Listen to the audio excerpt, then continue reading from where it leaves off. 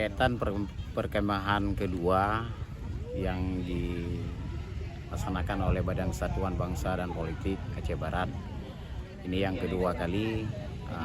Mengenai dengan kegiatan ini, para peserta itu dari SMP Derajat, SMA Derajat, dan juga perguruan tinggi. Yang akan dilaksanakan dari tanggal 11 sampai 14 Agustus 2024. Ya.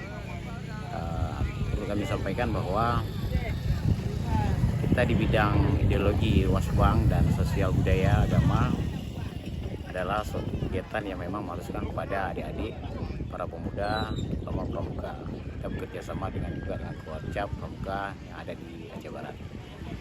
Kami dari panitia dari Kesbangpol, yaitu panitia Kemah Kebangsaan kedua tahun 2024, Kabupaten Aceh Barat mengadakan Kemah Kebangsaan tingkat SMP, SMA, dan sederajat, yaitu tingkat perguruan tinggi, dan yang ada di dalam Kabupaten Aceh Barat mengadakan Kemah Kebangsaan kedua. Tujuannya adalah memupuk nilai-nilai ideologi Pancasila kepada anak peserta didik, yaitu dalam Kabupaten Aceh Barat. Demikian, Pak. Jumlah pesertanya yaitu berjumlah 350 orang ditambah dengan panitia pelaksana. Syukur alhamdulillah pelaksanaan kegiatan Kemah Kebangsaan dalam keadaan aman dan tertib.